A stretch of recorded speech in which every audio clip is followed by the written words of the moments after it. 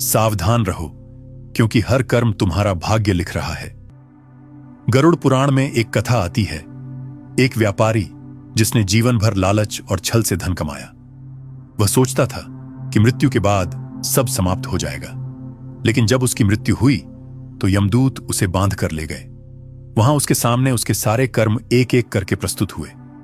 उसने जिन अनाथों का हक मारा था वे सब दृश्य बनकर उसके सामने आए, और उसी क्षण यह निर्णय हुआ कि उसे अगले जन्म में अत्यंत निर्धन परिवार में जन्म लेना होगा, ताकि वह स्वयं भूख और अभाव का अनुभव कर सके।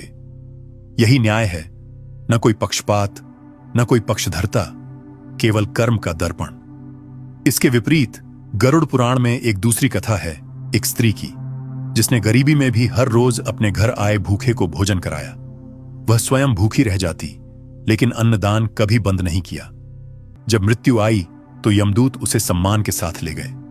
उसके सामने उसके कर्म रखे गए और तत्काल आदेश हुआ, यह आत्मा अगले जन्म में एक समृद्ध और धार्मिक परिवार में जन्म लेगी। यही पुण्य का प्रतिफल है। हर मनुष्य का जीवन दरअसल एक बीज बोने जैसा है। आप जो बोते हैं वही काटते हैं। अगर आप कांटे बोएंगे तो फूल नहीं खिलेंगे। यदि आप प्रेम और सेवा बोएंगे तो आने वाले जन्मों में शांति और समृद्धि अवश्य पाएंगे।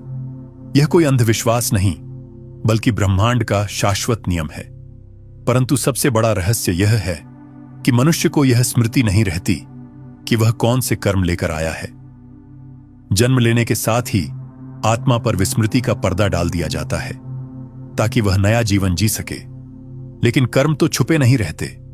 वे हर स्थिति, हर रिश्ते, हर दुख और हर सुख के रूप में सामने आते हैं। जब कोई बच्चा जन्म से ही रोग लेकर आता है या कोई बिना कारण ही बड़े संकटों में फंसता है, तो यह केवल संयोग नहीं, बल्कि उसके पूर्व जन्म के कर्मों की छाया होती है। शास्त्र कहते हैं कि ईश्वर न्यायप्रिय है। ईश्वर कभी अन्याय नहीं करता।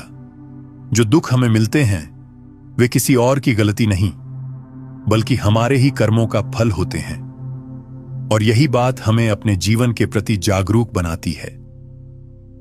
अगर हमें अगला जन्म शुभ चाहिए तो आज ही अपने कर्मों को शुभ बनाना होगा।